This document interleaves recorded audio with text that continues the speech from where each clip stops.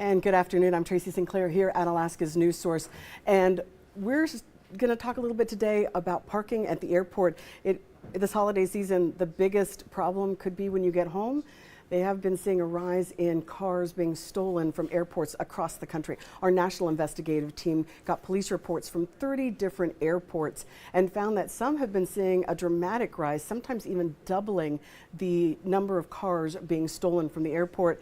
Quite the shock when you get home from the holidays and your vehicle is not there. National Investigative reporter Brandon Keefe looked at this problem and has these details. And when we're done, we're going to talk to Brendan. And we've got a couple questions about what else he found out. Right turn, right turn. At no point was I thinking that my car was going to be stolen. What is it like seeing the car you own in a police chase and you're not in it? Is this really happening? 2 males out of the car right now. Driver is taking off. And do I even want this car? You know what I mean? Like, is it going to be, what's it going to be like now? It could have been used in committing other crimes. Get on the ground! Get on the ground! No, we got both. We got both, sir. 2 in custody. Good job, guys.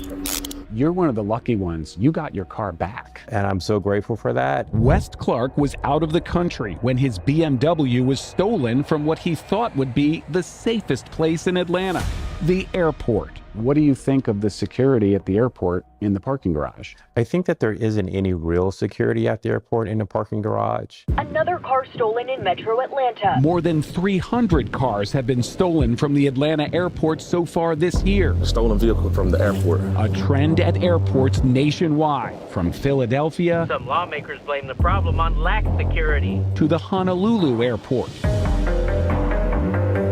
We requested theft data from dozens of airport police departments nationwide. 17 of the 18 that responded had spikes in auto thefts during the last 3 years. Denver saw the biggest jump. This theft ring stole pickup trucks from across Denver, including the airport, then used them to commit other crimes, in this case, stealing entire ATMs. More than 1,300 cars have been stolen from Denver's airport in less than 4 years. For everyone else, this is a place to park while they're traveling. For a thief, it's like a shopping mall. Correct. Hondo Underwood should know. How many cars in your auto theft career did you steal? They say upwards of 200. Arrested in 2017, the former Marine showed Denver police how he could steal a car in under 7 seconds. People park luxury vehicles like a Rolls Royce, and you're leaving this $1 million vehicle parked in an underground parking garage while you're taking a flight somewhere. Here at the Denver airport, car thieves use the snow to their advantage. It helps them pick which car to steal. The vehicles that don't have snow are probably vehicles that just got here. Once they're in the airport, they're not coming back out for a while. The Denver airport installed new cameras and added security. The airport went from nearly 700 cars stolen last year to fewer than 250 so far this year. Not once have I seen a cop, an armed security guard, anything like that.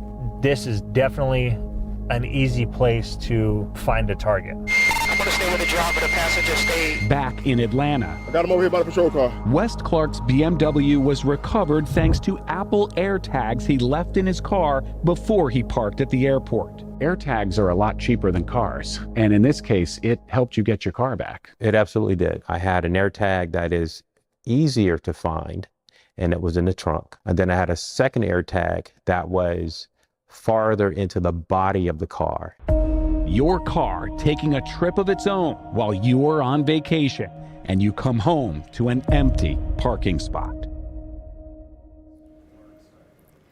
And Hondo Underwood, the reformed car thief that we just saw, had only one piece of advice for people to not get their car stolen. He said an ignition kill switch. Get that installed in your car. It cuts the battery with a hidden switch so a thief can't start your car. Joining me now is Brendan Keefe with our National Investigative team. And Brendan, talk to me a little bit about that. I've never heard of a kill switch like that. Where would you get one? Yeah, Tracy, I didn't hear of one of these either until I was riding along with Hondo there at the Denver airport. I'm now here at the Atlanta airport. I'm Atlanta based, and you know, they've seen a tripling here of the number of thefts Denver was more than 1,300. Here it's been more than 300 just this year. Basically a car a day. So Hondo said, get one of those kill switches. You're like, where do I get one of those? You can get one online at a place like Amazon and install it yourself if you have a little bit of skill. But if you want one that's really truly hidden, what you want is one of those aftermarket alarm systems that you can go to a professional alarm installer, place that sells window tint, that kind of thing. They're going to have those aftermarket alarms that have a kill switch. They'll hide it under the dash where they're hard to find. They're not even marked. Only you know where it is. Only your family knows where it is. You just hit that switch when you get out of the car. It disconnects just the ignition and the battery. So there's no way to start the car, even with the key, without flipping that switch. And a lot of cars, as you say, being stolen. What kinds of cars are you seeing mostly? Yeah, that's a great question, because I thought it would be the Kias and the Hyundais, because we've seen that problem with the older models where they were easy to steal. Hyundai and Kia have fixed that problem, by the way. That's not the kind of car we're seeing stolen at the airport. What we're seeing stolen at the airport from Anchorage all the way to the other side of the world is we're seeing essentially high-end luxury cars, high-end sports cars. We're talking $150,000 and up, and you're like, wait, do people really bring those to the airport? You just saw in the story, that was a $350,000 23 Rolls-Royce Ghost sitting parked between two regular old cars at the airport. So yes, they are parking them there, and they are stealing them there. The second kind of car we're seeing stolen are pickup trucks, so Ford F-150s, 250s, 350s. We're also seeing Dodge Ram pickup trucks. And the reason is Hondo says they're easy to get into because of those double sliding back doors. You can pop them with a flathead screwdriver. We're not giving anyone ideas. This is what the thieves are already doing. They already know this. This isn't a secret to them. That's what they're using. Then once in the car, they're using what they call jiggler keys. Those are essentially filed down keys that trick the key, the ignition, into thinking the real key is present. And then the old-fashioned hot wire they can do as well.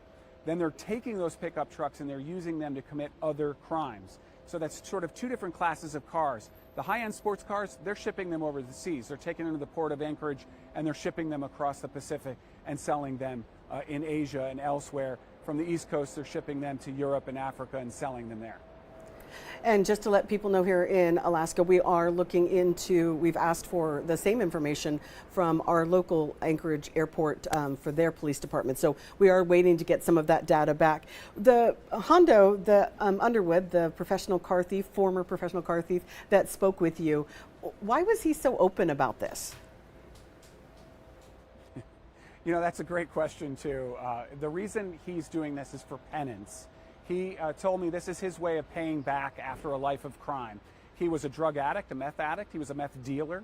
And then he got arrested. The one and only time he was caught was they caught him on video stealing a pickup truck in under 7 seconds. He denied it, of course. Then he went through the court system, and he was sentenced to a special drug program for veterans. He's a former Marine. And while he was in jail, he said, you know what, I'm going to live up to the Marine Code and do what's right and reclaim my honor by helping the police catch car thieves. And then once he got out of that program, he said, now I'm going to help people protect their own cars. And so he has done a few of these with different journalists to try to educate the public to protect themselves. Well, really an amazing story there, on top of a very interesting story that you put together for us. Brendan Keefe, National Investigative reporter for us. Thank you so much for joining us here. We really appreciate your time.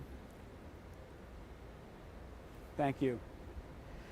And it was a really interesting story. As I said, we are looking into more information about the situation here in Alaska. We've contacted the police out at the Ted Stevens Anchorage International Airport. We're waiting to hear back on their data on what's happening in Alaska. So when we get that, we'll also bring you that information. Thank you so much for joining us on this edition of In Depth Alaska. Don't forget, you can find us all the time on alaskasnewssource.com or at 4, 5, 6, and 10 on Alaska's News Source.